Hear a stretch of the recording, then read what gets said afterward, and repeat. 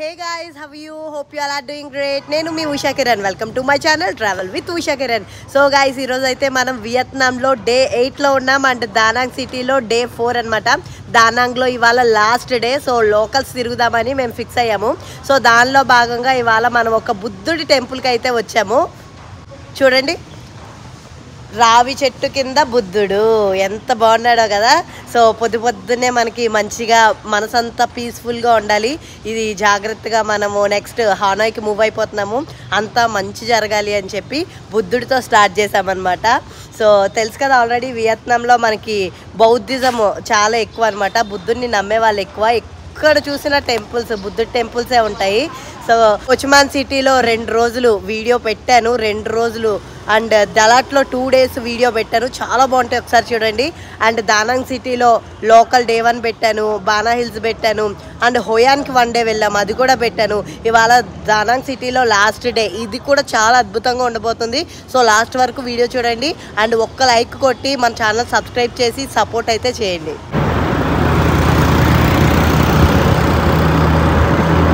పొద్దున్నే లేచి మనం రూమ్ అయితే చెక్అవుట్ చేసాము, లగేజ్ అయితే అక్కడే పెట్టేసాము కోకోచిన్ హోటల్ దానాంగ్లో. సో ఇప్పుడు మనకు బైక్ అయితే ఈవినింగ్ 5 వరకు ఉంది కాబట్టి టైము ఇంకా మనమైతే పొద్దున్నే బుద్ధుడి టెంపుల్కి వెళ్ళిపోతున్నాము, చెప్పాను కదా. సో బుద్ధుడి టెంపుల్కి వెళ్ళే దారిలో డ్రాగన్ బ్రిడ్జ్ అయితే చూడండి ఎంత అద్భుతంగా ఉందో. Morning time and night time అయితే చాలామంది జనాలు ఉంటారు, especially Saturday Sunday 9 PM fire వదులుతారు కాబట్టి. ఇప్పుడైతే మనం ఒక బౌద్ధ టెంపుల్కి వచ్చామన్నమాట. మన దానాంగ్ బీచ్ నుండి 2.5 kilometers అట్లా ఉంది, రూమ్ నుండి 3 kilometers వచ్చింది.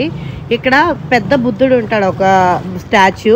అండ్ ఈ టెంపుల్ కూడా కొంచెం బాగుంటుంది చూడడానికి, ప్రశాంతంగా మనశ్శాంతిగా ఉంటుంది. సో మన డేని ఈ బుద్ధుడి ఆశీస్సులతో స్టార్ట్ చేద్దామని చెప్పి టెంపుల్కి వచ్చామన్నమాట.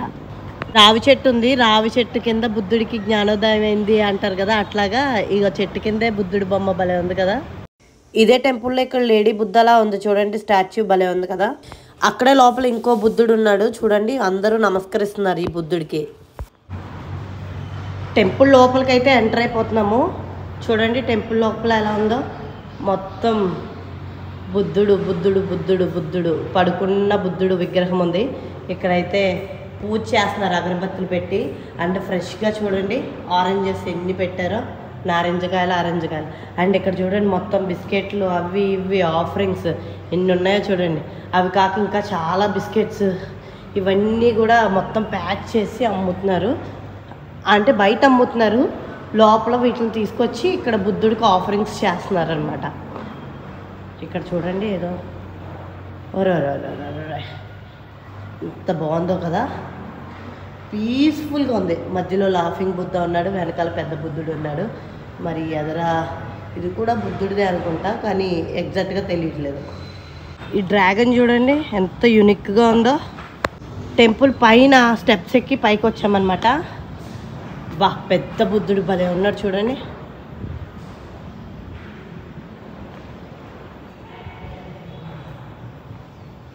వావ్, అట్మాస్ఫియర్ అదిరిపోయింది. ఆ బౌద్ధ టెంపుల్ కి పక్కనే ఒక 1.7 kilometer డిస్టెన్స్ లో ఉన్న డనేమ్ క్యాథడ్రల్ అనే ఒక చర్చికి వచ్చాము. ఇప్పుడు నేను చూపించబోయే చర్చికి 100 సంవత్సరాల చరిత్ర ఉంది. ఈ బిల్డింగ్ 100 సంవత్సరాల క్రితం కట్టారంట. సో అద్భుతంగా ఉంది, చూపిస్తాను చూడండి. చూసారా బిల్డింగ్ అంత అద్భుతంగా కట్టారా, అంటే ఇది జస్ట్ ఇది ప్యారిస్ స్క్వేర్స్ లెక్కలోకి వస్తుంది కదా, అంత అద్భుతంగా కట్టారు. నెక్స్ట్ అక్కడ నుండి బయటకు వచ్చేసాక చూడండి ఇక్కడ భోజనాలు అమ్ముతున్నారనమాట, మధ్యాహ్నం భోజనాలు. మనకి భీమవరం భోజనాలు ఎలాగా తాలి, అలాగే ఇక్కడ వియత్నాం భోజనాలు అనమాట. అన్నీ కలిపి కొట్టేశారు రకరకాల కూరలు. హే గాయ్స్, మనమైతే ఇప్పుడు లేడీ బుద్ధ స్టాచ్యూ దగ్గరికి వచ్చామన్నమాట. ఇది Vietnamese goddess of the mercy అనమాట. అంటే చాలా పొడుగ్గా ఉంటుంది, 67 మీటర్లు ఎత్తు ఉంటుంది. అలాగే ఒక పెద్ద మౌంటైన్ బ్యాక్ సైడ్ ఉంటుంది, చాలా అద్భుతంగా కనబడుతుంది. పైనుండి చూస్తే లొకేషన్స్ అయితే మైండ్ బ్లో ఉంటాయి. అంతేకాదు ఇది మన దానాంగ్ బీచ్ నుండి 10 kilometers అప్రాక్సిమేట్ చూపించింది, బట్ 5 kilometers దాటగానే 600 meters అని చూపిస్తుంది. సో ఇక్కడ మ్యాప్స్ నమ్ముకొని ఎక్కువ ఏం చేయకండి, ఎందుకంటే చాలా ఇబ్బంది అవుతుంది.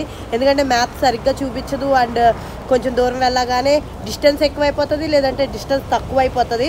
సో యాక్యురసీ అనేది మ్యాప్స్లో లేదు వియత్నాం కంట్రీకి. సో ఇప్పుడైతే లొకేషన్స్ చూపిస్తాను చూడండి. ఇప్పుడు లేడీ బుద్ధ స్టాచ్యూ దగ్గరికి వచ్చాం కదా, అక్కడ బైక్ పార్కింగ్ చేసాం. అక్కడ నుండి ఇలా బయటకు చూస్తే సీ వ్యూ చూడండి ఎంత బ్యూటిఫుల్గా కనబడుతుందో.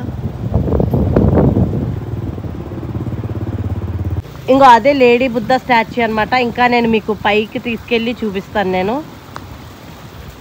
ఇక్కడ చూడండి దారిలో స్టార్టింగ్లోనే ఇక్కడ లొకేషన్ అయితే ఇలా ఉంది. ఏయో స్తంభాల్లాగా ఉన్నాయి. అండ్ చిన్న చిన్న పిల్లలు, బుద్ధులు లాంటి పిల్లలు ఉన్నారు ఇక్కడ. సో అప్రాక్సిమేట్గా మనకు ఒక 50 మెట్లు ఉంటాయి పైకి వెళ్ళడానికి.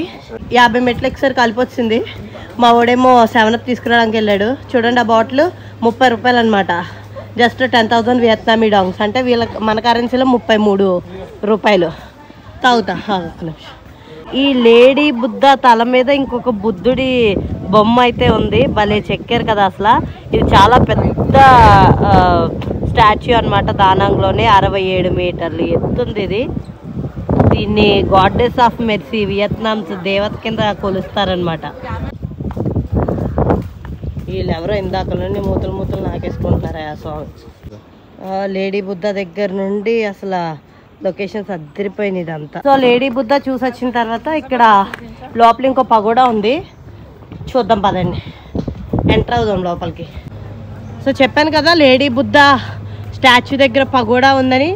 ఆ పగోడా లోపల బుద్ధుడు టెంపుల్ అనమాట. ఇల్లు చూడండి ఎలా ఉందో. ఇల్లు అంటే ఇల్లు కాదు, ఇది పగోడా అనమాట. లోపల ఇప్పుడు బుద్ధుడు ఉంటాడు. ఈ పగోడా లోపల బుద్ధుడి విగ్రహం అయితే ఇలా ఉంది.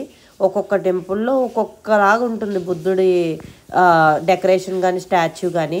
ఏంటి అస్తమాను బుద్ధుడివే చూపిస్తున్నావు అని అనుకోకండి, ఎందుకంటే వియత్నాం అంటేనే టెంపుల్స్. నెక్స్ట్ అక్కడ నుండి సన్వీల్ ఇక్కడ థీమ్ పార్క్ దగ్గరికి వచ్చాము. ఇక్కడ లోపల ఇంకా మనకి ఎలా వండర్లా యాక్టివిటీస్ అట్లా ఉంటాయి. టైం ఉంటే మీరు వెళ్ళండి, బట్ నాకు అంత టైం లేదు, వచ్చేసాం బ్యాక్కి. హే గాయ్స్, మనం అయితే కార్న్ మార్కెట్కి వచ్చాం దానాంగ్ సిటీలో. చాలా పెద్ద మార్కెట్ అనమాట. ఇది వియత్నాం వాళ్ళ లోకల్ మార్కెట్. ఇక్కడ దొరకని ఐటమ్స్ అంటూ ఏముండవు. చూడండి ఇక్కడ గుడ్లు ఉన్నాయి కదా, ఇవి నాటు గుడ్లు, నార్మల్ గుడ్లు, బాతు గుడ్లు, చిన్న బాతు గుడ్లు. ఇవి వచ్చేసి చిన్న బాతు గుడ్లు. చూడండి వీళ్ళ తిండి ఏంటో, వీళ్ళ జీవన విధానం ఏంటో చాలా డిఫరెంట్గా ఉంది.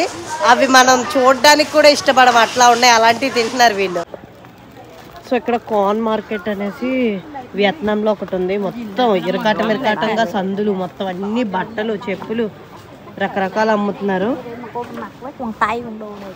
ఎటు చూసినా 4 రోడ్ల జంక్షన్లో ఇలా వెళ్తే బట్టలు, ఇలా వెళ్తే బట్టలు, ఇలా వెళ్తే బట్టలు. ఈ మార్కెట్ ఇంకొంచెం లోపలికి వెళ్తే ఇంకో స్ట్రీట్ లాగా ఉంది. ఇక్కడ మొత్తం మార్కెట్ ఉందన్నమాట. చూడండి మొత్తం నాకు తెలిసి వియత్నాం వాళ్ళ లోకల్ మార్కెట్ అనుకుంటా ఇది మొత్తం. వాళ్ళకి కావాల్సిన సామాన్లు, చిరుతిండ్లు, బట్టలు అన్నీ రకరకాలు అమ్ముతున్నారు ఇక్కడ. మనకి బేగం బజార్ ఎలాగ హైదరాబాద్లో, అలాగే ఇక్కడ ఈ కార్న్ మార్కెట్ అనమాట. ఇక్కడ దొరకని వస్తువులు అంటూ ఏమీ ఉండవు. ఇల్లు తుడుచుకునే వాటి నుండి ఇల్లు అలంకరించే వాటి వరకు, తిండి చేప నుండి పంది వరకు, ఎండు నుండి పచ్చి వరకు అన్నీ దొరుకుతాయి. అన్నీ ఇదేంటో ఇదేదో హల్వాలా ఉంది, మరి ఇదేంటో తెలీదు. మరి తాయన వచ్చేస్తుంది. వియత్నాం వాళ్ళ ఫుడ్ కల్చర్ అనమాట ఇది మొత్తం.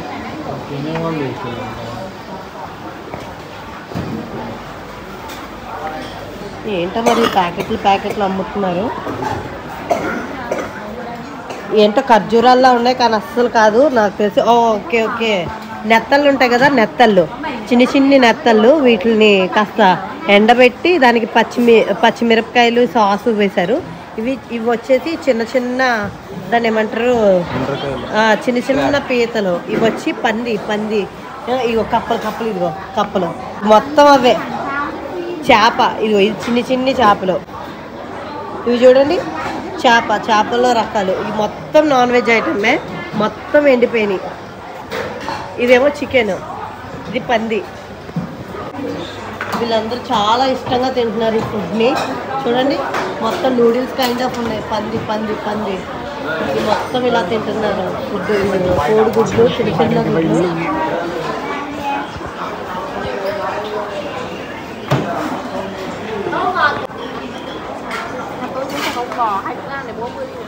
హలో రకరకాల ఫుడ్లు ఇవి ఏంటో కూడా అర్థం కావట్లేదు.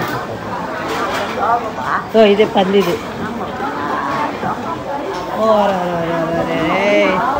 వీళ్ళు చూడండి మొత్తం మడత పెట్టేస్తున్నారు ఆకుల్ని. వీళ్ళైతే చాప్ స్టిక్స్తో ఆ నూడిల్స్ని ఆ పచ్చి పచ్చి వేసుకొని తింటున్నారు. చాలా వింతగా ఉంది. గవ్వలు మొత్తం లోకల్ వాళ్ళ ఫుడ్ మార్కెట్ అన్నమాట. చాలా తక్కువ రేట్లు ఉన్నాయి. మొత్తం 20,000 30,000 అట్లా ఉన్నాయి. చూడండి వీళ్ళు ఏమేమో తింటున్నారు, అవి ఏంటో కూడా అర్థం కావట్లేదు. ఇక్కడ మొత్తం ఇవన్నీ మన థిక్ షేక్లు మిల్క్ షేక్లు అలాగా ఇవన్నీ అనమాట. వీళ్ళు ఇలాగే తింటున్నారు. మా వాడైతే 25,000 పెట్టి ఒక మిల్క్ షేక్ లాంటివి కొన్నాడు. అదొక స్పూన్ నోట్లో పెట్టాడు. నాకైతే వికారం అనిపించింది. అంటే మన ఇండియన్ కరెన్సీలు ఇంచుమించు 70 రూపీస్. పందికాయ ఫ్రెండ్స్ ఇది బీఫ్ కొడుతుంది అక్క. బీఫ్ని కైమా కింద కొడుతుంది చూడండి.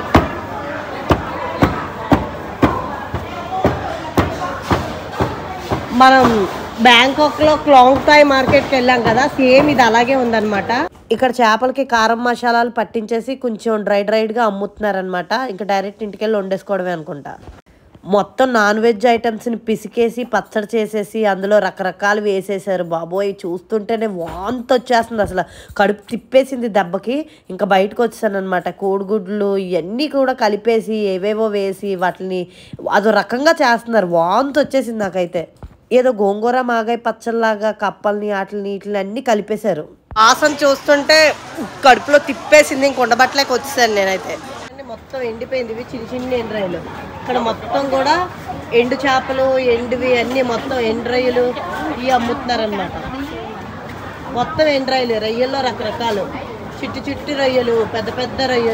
ఇంక ఈవినింగ్ 5 అయింది. మనమైతే బైక్ రిటర్న్ ఇచ్చేసి పాస్పోర్ట్ తీసుకొని ఎయిర్పోర్ట్కి వచ్చేసాము. ఇదే మనకి దానాంగ్ ఎయిర్పోర్ట్ అనమాట. రూమ్ నుండి జస్ట్ 5 కిలోమీటర్స్ ఉంది. 300 రూపీస్ తీసుకున్నాం. సో ఈ డ్రెస్ లో బాగా లావు కనిపిస్తున్నాను కదా. మళ్ళీ సేమ్ ప్రాబ్లం. మనం హైదరాబాద్ నుండి వియత్నాం వచ్చినప్పుడు మనం ఏదైతే ప్రాబ్లం ఫేస్ చేసామో బ్యాగేజ్ వెయిటేజ్, సేమ్ అదే ఇష్యూ మళ్ళీ ఇక్కడ. దానాంగ్ సిటీ నుండి హానోయ్ సిటీ వెళ్ళడానికి మీరైతే ఆ ఫోటా బస్ బుక్ చేసుకోండి. హ్యాపీగా వాళ్ళు మీ రూమ్కి వచ్చి పిక్ చేసుకొని మళ్ళీ వేరే హానోయ్లో దింపాక అక్కడ మళ్ళీ మీ హోటల్ దగ్గర దింపుతారు. బెస్ట్ ఇది నన్ను అడిగితే. కానీ మేము ఈ విషయం తెలియక మేము ఇండియాలో ఉన్నప్పుడే ఫ్లైట్ టికెట్స్ దానాంగ్ నుండి ఇక్కడ హానోయ్కి బుక్ చేశాను. పర్ పర్సన్ 3,000 పడింది. సో వాళ్ళు 7 కేజీలు మాత్రమే అలౌ చేశారు. తర్వాత 7 కేజీలు తప్ప ఎక్స్ట్రా ఏం పట్టుకెళ్ళినా వాళ్ళు అలౌ చేయట్లేదు. ఎక్స్ట్రా డబ్బులు కట్టమంటున్నారు. వాళ్ళే చెప్తున్నారు లోపల ఒకదాని మీద ఒకటి వేసుకోండి వాష్రూమ్కి వెళ్ళి అని. సో ఈ మాత్రం ఒంటి మీద ఉంటే ఏంటి, బ్యాగేజ్ పట్టుకెళ్తే ఏంటి, దానికి తేడా ఏముంది? 2 వెళ్ళే ఫ్లైట్లోకే కదా.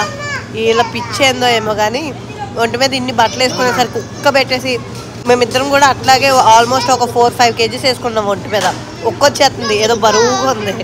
సో మనం బుక్ చేసుకున్నాం వియత్ ట్రావెల్స్ ఎయిర్లైన్స్ అనమాట. తక్కువకు పడింది. మళ్ళీ ఈ రోజు చూస్తే 5,000-6,000 ఉంది. ముందు బుక్ చేసుకున్నాం 3,000కే. ఇంకా అక్కడ నుండి హానోయ్ 1 అవర్లో వచ్చేసాము. ఇది హానోయ్ ఎయిర్పోర్ట్. అండ్ పైకి వెళ్ళి చూస్తే వ్యూస్ అద్దరిపోయినాయి. ఇంకా మేము ఏం రూమ్ తీసుకున్నాం, ఎక్కడున్నాం అన్ని రేపటి వీడియోలో అప్లోడ్ చేస్తాను. సో ఈ వీడియో కనుక మీకు నచ్చినట్లయితే లైక్ చేయండి, షేర్ చేయండి అండ్ సబ్స్క్రైబ్ చేయడం మాత్రం మర్చిపోకండి. బాయ్.